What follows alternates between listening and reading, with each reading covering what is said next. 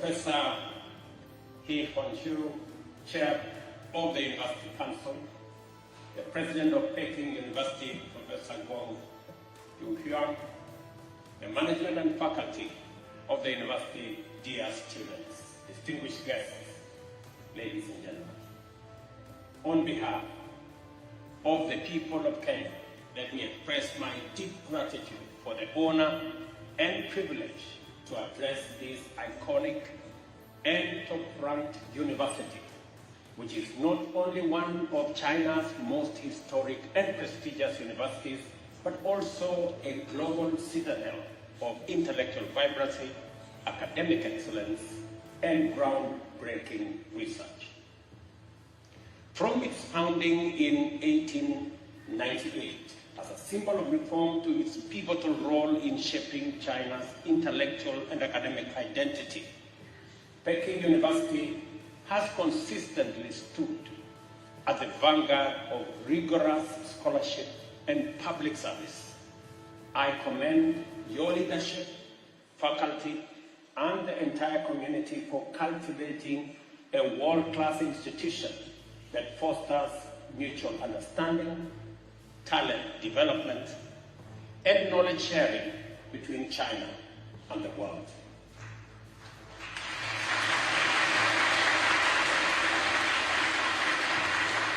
Peking University has played a pivotal role in China-Africa educational relations, having educated over 4,000 African students since 1956, including many from Kenya.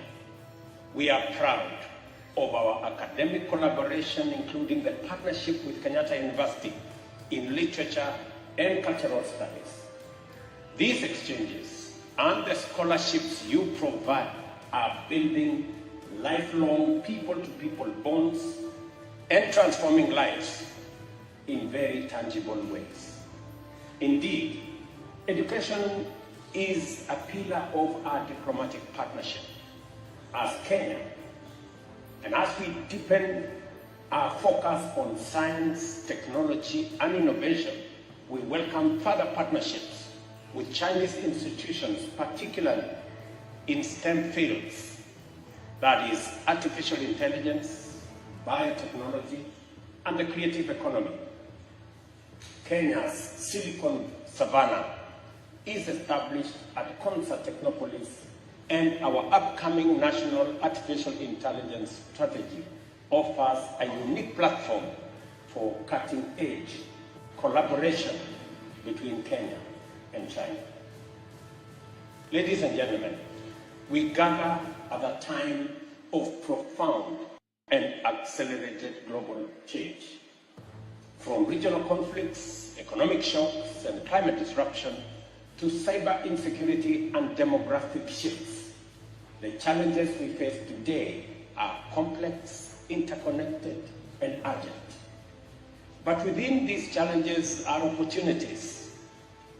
Opportunities for renewed partnership, bold thinking, and reimagined global architecture. Africa and China have emerged as pivotal partners in this shifting landscape, bound by history, powered by mutual interest, and grounded in a shared future.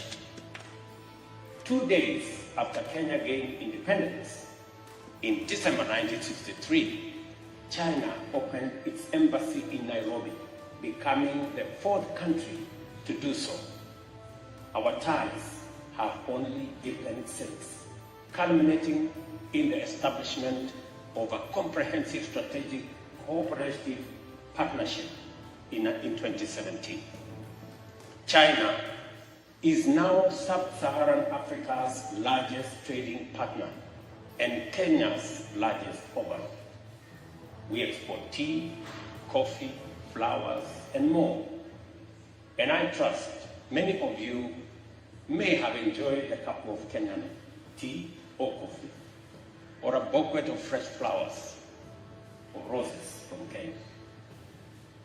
Over 3,000 Chinese companies operate in Africa, 500 of them in Kenya, most from the private sector. Our cooperation under the Belt and Road Initiative has delivered flagship infrastructure projects including roads, ports, and the standard gauge railway infrastructure that is reshaping national connectivity and regional integration. But even as we celebrate these achievements, we must confront a sobering truth. The post-war multilateral system is broken, dysfunctional, and no longer fit for purpose. And the escalating trade tariff war may be its final death blow. Allow me, ladies and gentlemen, to give my perspectives on 4 key aspects, namely peace and security, the climate change crisis, the global financial architecture, and matters global trade, and suggest possible ideas on the way forward. On the United Nations and the UN Security Council, no other circumstance other than the post-war situation would have made the current structure of the UN, and more particularly the UN Security Council, and that is the 5 permanent members with individual powers, an acceptable peace and security architecture. The Security Council, once a beacon of peace and diplomacy, now has 1 permanent member invading one country, while another member takes sides in conflict, in direct contradiction to the Council's own resolutions. Yet today, the permanent members live in denial and resist reform, even as the Security Council becomes less and less legitimate and its relevance is being put to question. On the other hand, the global multilateral financial architecture is simply outdated. The Bretton Woods institutions recently celebrated their 80th anniversary.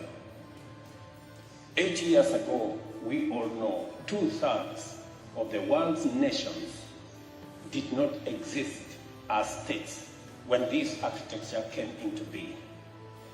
The IMF was established to buttress the gold standard, fixed exchange rate system, a system that collapsed 50 years ago. The World Bank, on the other hand, was established to rebuild Europe, an assignment now very well overtaken by events. This financial architecture that we have today presents 4 intertwined challenges. Number 1, the challenge of liquidity or financial safety net for the multiple and persistent climate and economic shocks that we face today. Secondly, inadequate finance for development and climate action. And number 3, cost of capital, what we are calling the great financial divide. And lastly, the problem of recurring debt crisis in developing countries, which is a consequence of the first 3. The climate crisis is perhaps the most urgent and existential challenge of our time. Africa, despite contributing the least to global emissions, bear the greatest burden through floods, droughts, displacement, and food insecurity.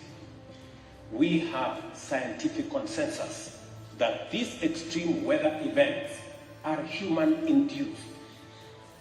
But even if it were otherwise, decarbonization of the economy is progress in its own right. Conservation of nature and clean air are desirable ends in and of themselves. But 30 COP conferences later, national interests continue to stand in the way of global collective action, notwithstanding the fact that the atmosphere has no national boundaries. We continue, in my opinion, to play dice with nature. When the World Trade Organization was mooted in 1945, world trade consisted primarily of goods. The wealthy industrial countries exported manufactured goods, while the less developed countries exported primary products and raw materials. But today, the world of trade has changed dramatically. Trade in services now accounts for a quarter of global trade and are growing 3 times faster than the merchandise trade. The business process outsourcing, BPO commonly known as, and IT-enabled services, which were inconceivable in 1945, are currently in the order of US $300 billion and projected to grow at 10% annually over the next decade. Trading services, particularly digitally enabled services, defies the traditional goods logic, as it enables professionals in developing countries to compete with their counterparts in industrialized countries with a lot of ease. But this leveling of the playing field goes beyond digital services. For example, affordable air travel enabled medical tourism to emerge as a growth industry. Ladies and gentlemen, having contextualized the situation as it is now, allow me at this point to suggest my views on where I consider the opportunities of the future to be. Let me put some context to this. For the first 45 years of its existence, the post-war multilateral system was shaped by bipolar ideological divide of the Cold War. This divide, the East-West divide, suggests that we are unable to overcome the bipolar of that era, or the bipartisanship or bipolarism of that era. Seemingly, there appears to be Cold War warriors that are unable to see a world that is not ideologically polarized and are determined to reinvent a polarized world by every means possible. In a world where globalization is no longer an option, but an existential imperative, any polarization is undesirable, unnecessary, and untenable.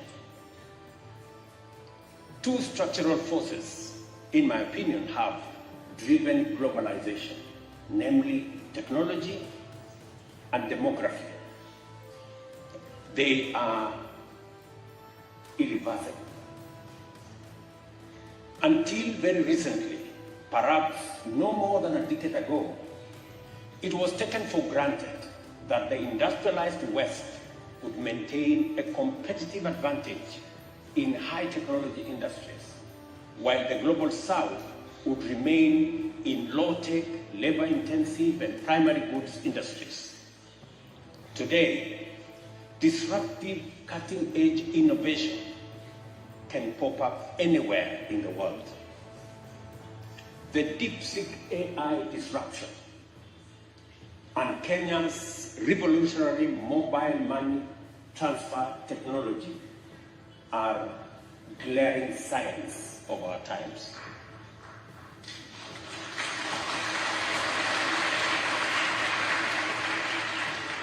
Additionally, there is a saying that demography is destiny. Economic development cannot be divorced from demographics. It is people who produce, and it is people who consume or provide a market.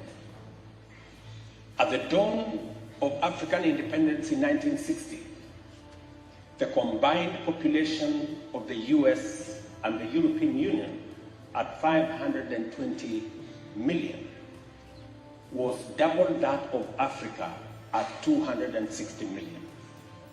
6 decades on, it is the opposite or the reverse.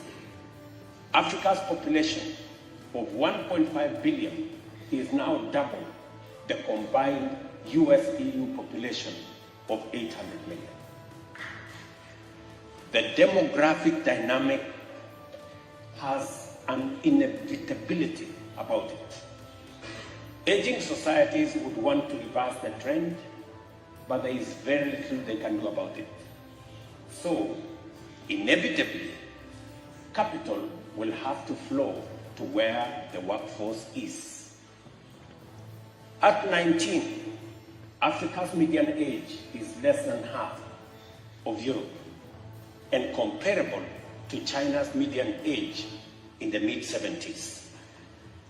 By 2050, Africa will account for a quarter of the world's workforce, the same proportion for China today. Let me tell you this. If the first half of this century belongs to China, the second half of this century belongs to Africa.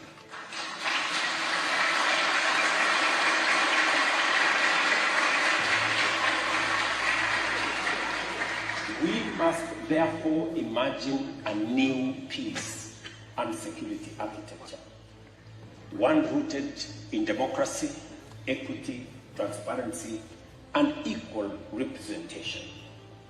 It is my view that the security architecture of the world should be representative of the 5 continental blocks.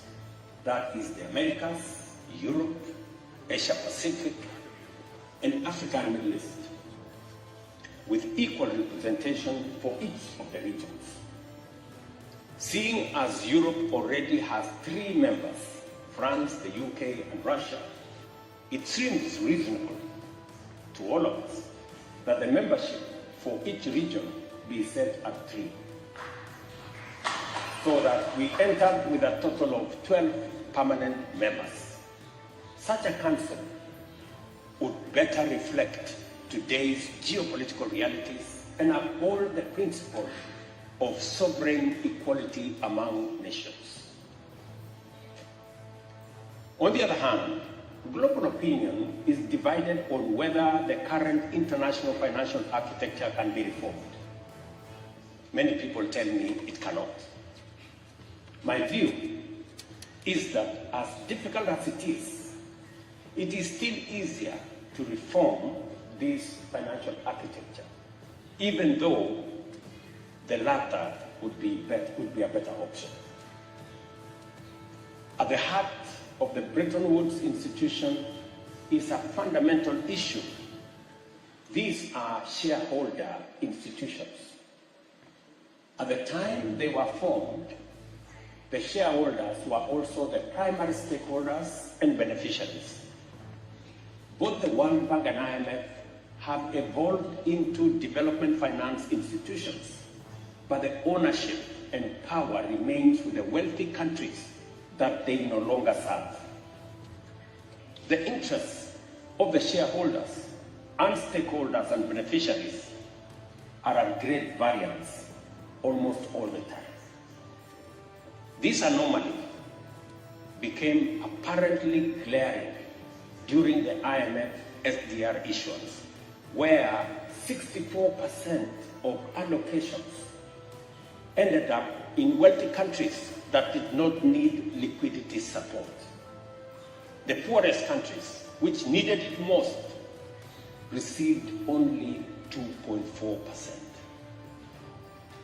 That is the extent of disconnect between the shareholders' interests and the stakeholders and beneficiaries' interests.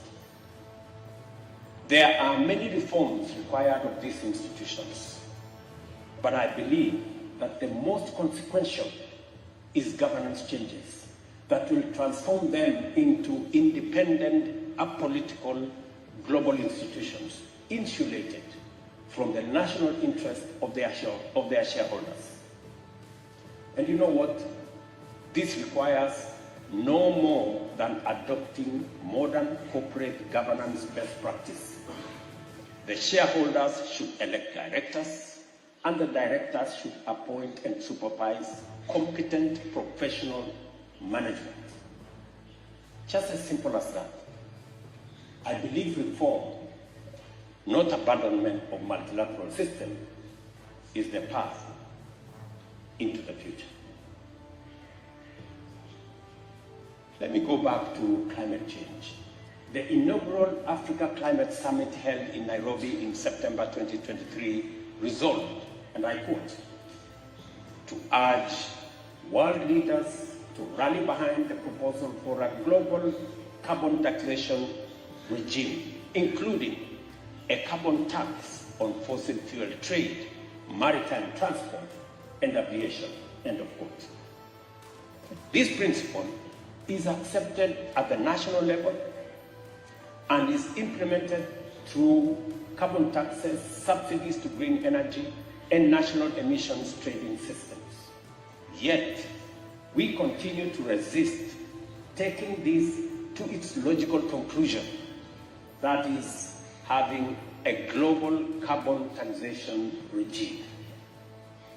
However, I take note that recently, in fact earlier last month, the International Maritime Organization adopted a global emissions tax, meaning that this reality is beginning to dawn, that is the way to the future. Kenya, on the other hand, generates 90% of its electricity from renewables and has enshrined climate adaptation in law. Nairobi is now home to the second headquarters of the Global Center on Adaptation, the first global institution co-located in both the Global North and Global South. I wish to commend China for its leadership in renewable energy technologies, particularly in solar power and electric vehicles.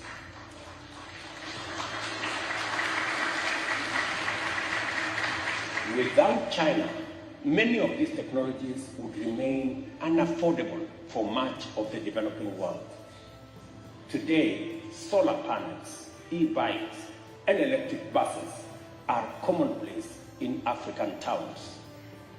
This is what meaningful South-to-South cooperation should look like.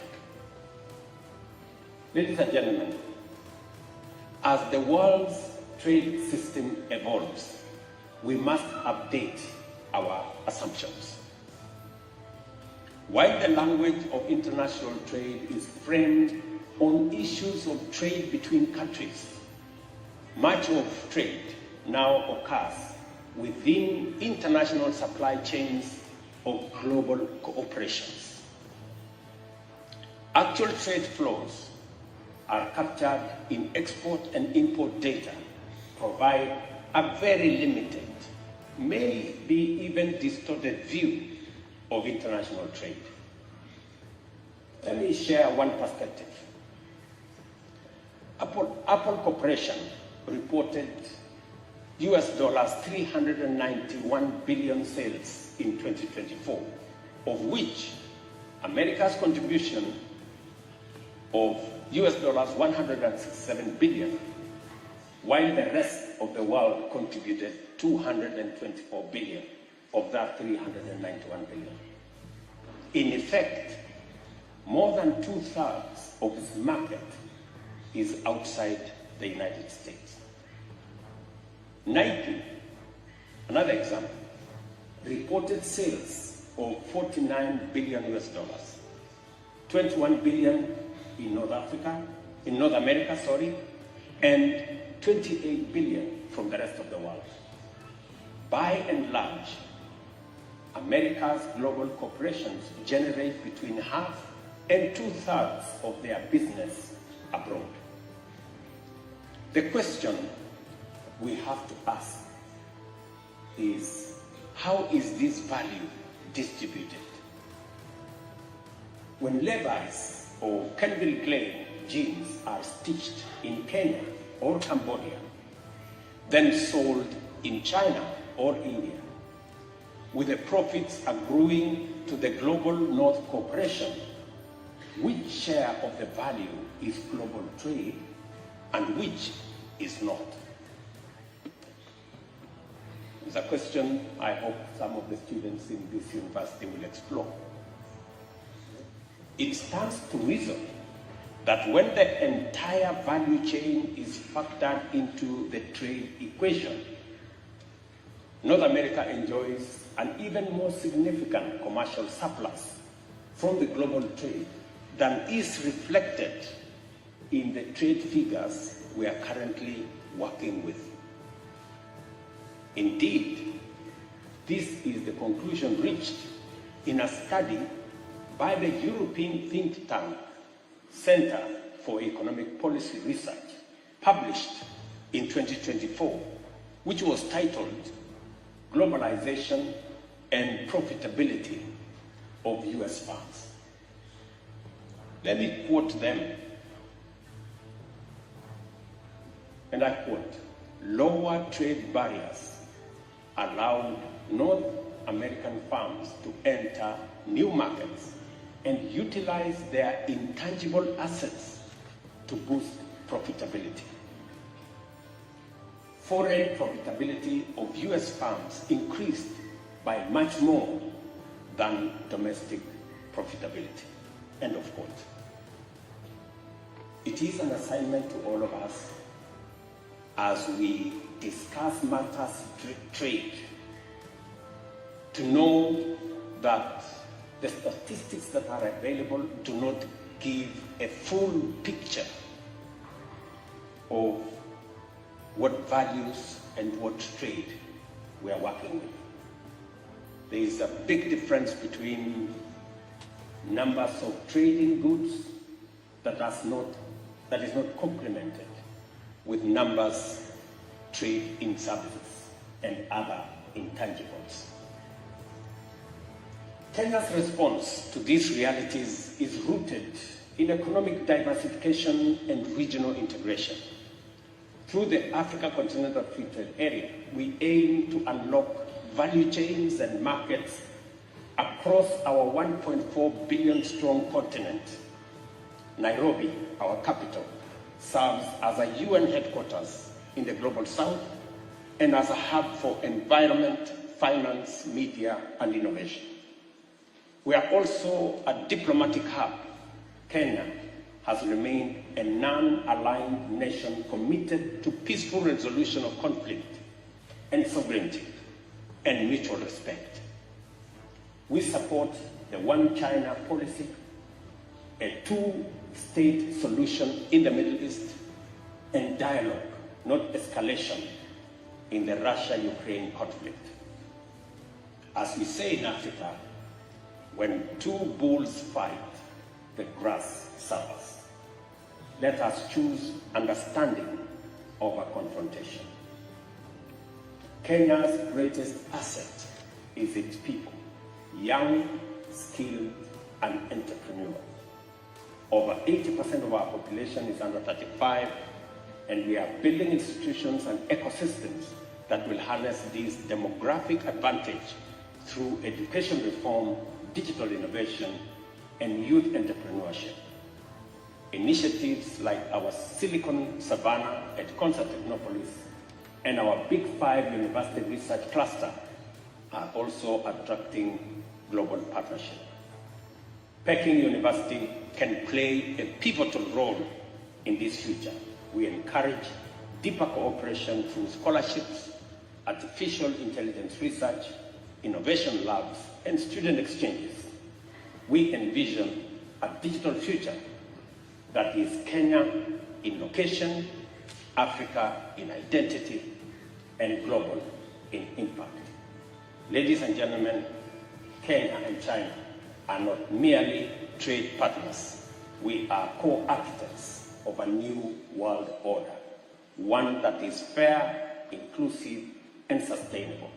Let us measure our success not in GDP growth or trade volumes, but in how many lives we uplift, how many futures we secure, and how much dignity we restore.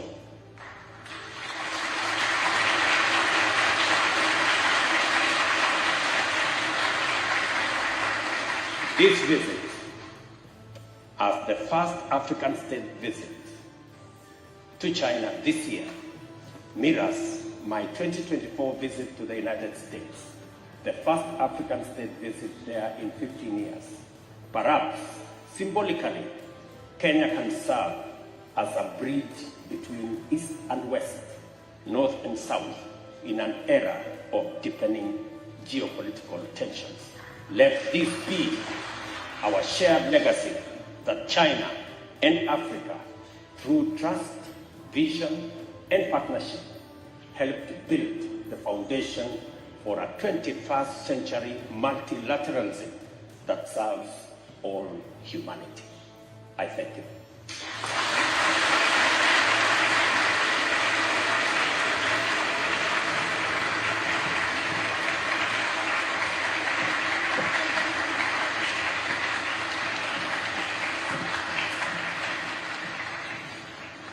感谢总统阁下的精彩演讲，您的远见卓识给我们留下了深刻的印象。您关于非洲可持续发展道路的分享，以及对当前国际形势下非洲国家国际合作前景的展望，为我们提供了极具启发性的新视角。和总统阁下进行互动交流，请同学们举手提问。在提问前，先做一下自我介绍。好，我们先请右边中间的这位同学。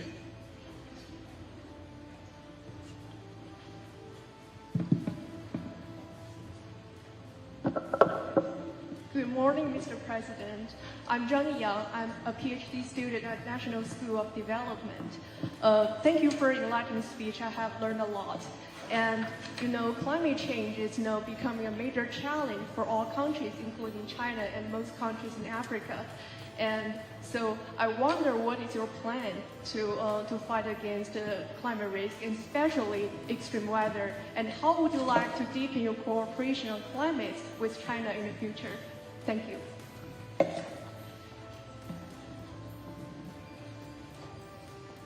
Thank you very much. As you say correctly, climate change has no boundaries. The effects of climate change affect all countries, maybe not in the same way, not as the bigger burden is shared by countries in the global south, maybe to a great extent in Africa, and we should step up what I said in my statement. The current international financial architecture do not have the requisite resources to finance development and climate action. And that is why it is our belief that there is need for reform of the international financial architecture to be in tandem and to synchronize the international financial architecture with the realities of today, that we have serious shocks that come as a result of climate change, droughts, floods that result in serious devastation in many parts of the world, and there is no adequate resources to be able to mitigate the effects of serious climate effects on countries, especially those in the global south. And therefore, it is our push, and we're very happy that we're making progress to the realization that there is need to have a financial architecture that is sensitive and responsive to the realities of the moment. It is our considered view that beyond the reform of the financial architecture is new sources of funding, new sources of raising resources to finance development and to finance climate action. And that is why we're saying there is need for us to look at carbon taxation. And finally, is to engage in adaptation, making sure that we mitigate the effects of climate change. It is the reason why we're working with China and other partners in climate action, and the contribution of China in the fields that I have said, in generation that is generation of energy, that is clean energy using solar panels, the reduction of use of carbon footprint using e-vehicles is a significant contribution towards managing the effects of climate change, and therefore the partnership between Africa and Kenya, for that matter, and China is significant in both mitigating the effects of climate change, raising the necessary resources, and making sure that we engage in adaptation all the way to managing the environment. Thank you very much. 谢谢总统阁下。由于时间关系呢，我们提最后一个问题，我们把这个机会留给我们的留学生代表，请中间靠左的那位同学。Thank you. I'm Lichuma Clinton from Kenya. I'm a beneficiary of China-Kenya bilateral ties. I have a scholarship through the UTA party and the CPP party. I got a scholarship from MOFCOM, and I'm doing masters in public policy ending in July. My question is, what are African leaders doing in terms of reverting, because we are more dependent on resource-dependent economies rather than knowledge-based economies? And how are African leaders going to negotiate for, with international partners for better, equitable, and mutual benefits for both parties? Thank you. Thank you very much. You're right, and I spoke in my statement, if you followed my statement, the knowledge economy, the economy, the future of trade is not necessarily going to be trade in goods or products. The future is going to be trade in services. That is where growth is significant. And trade in services means that we invest in people, we invest in education, we invest in training. It is the reason why Kenya spends 30% of our national budget in education and training. We spend $5 billion every year in education because the future is in people and trading services. It is also the reason why, working with friends from all continents, we are expanding our footprint on fiber optic to be able to do more on digital jobs, digital commerce, because that's where the future lies. And so even as we look into the future, we are making ourselves competitive by investing in the areas that have growth going into the future. That's number one. Number two, we are also reforming our institutions. For example, the Africa Union is being reformed so that we can better negotiate, we can improve our tools of negotiation with other parts of the world, so that even if it is trading goods or even trading services, we can negotiate better if we build the muscle to act together. It is also the reason why there is the South-to-South cooperation that brings into the equation the relationship between Africa and China and Asia and others, so that we can better negotiate ourselves into business, into opportunities, into the future, and also insulate ourselves from unilateral action from others who may want to take advantage of the muscle that they have. So this whole building of coalitions that will help improve our position of trade, of investment, are the two sides of what we are doing. We are investing in our people so that we create advantages for the future, especially in the areas of trade, in services and other spaces. And especially as we look into the future, Africa is going to have a quarter of the world's workforce by 2050. That gives us advantage. And we need to make sure that we sharpen that workforce. We make it fit for purpose so that we can take full advantage of that workforce the way China has taken in half of this century. We intend to prepare ourselves to take over the advantage in the next half of this century. Thank you very much.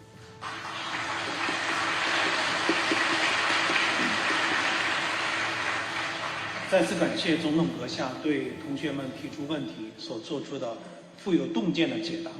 您的分享不仅拓宽了我们的国际视野，而且加深了我们对肯尼亚发展现状和前景的理解。我们相信今天的交流将成为北京大学与肯尼亚进一步深化合作的重要契机。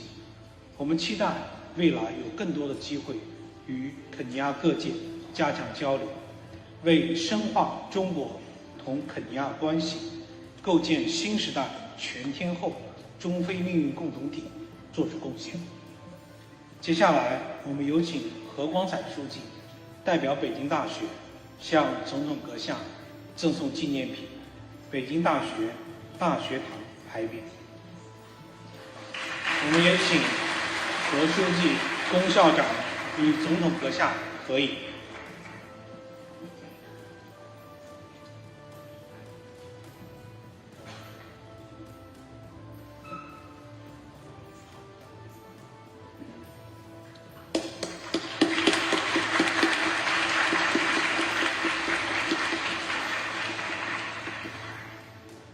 尊敬的各位来宾、老师们，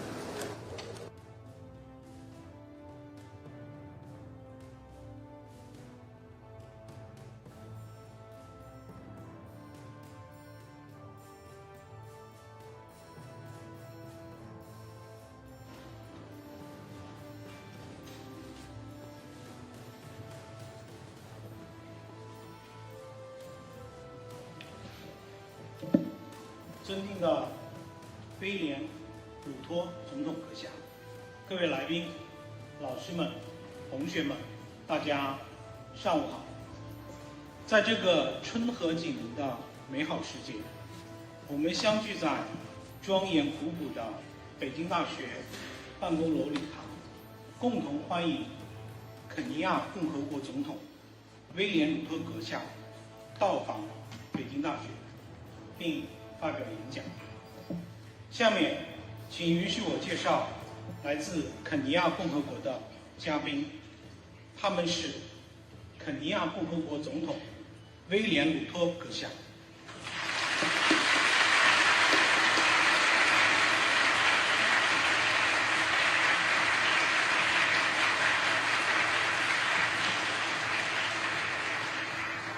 总统夫人雷切尔·鲁托女士，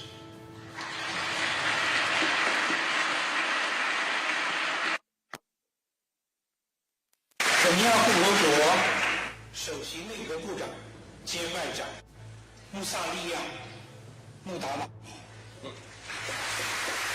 And Minister of Foreign Affairs of the Republic of Kenya. Accompanying President Ruto are members of the Kenyan delegation visiting China. Welcome, everyone.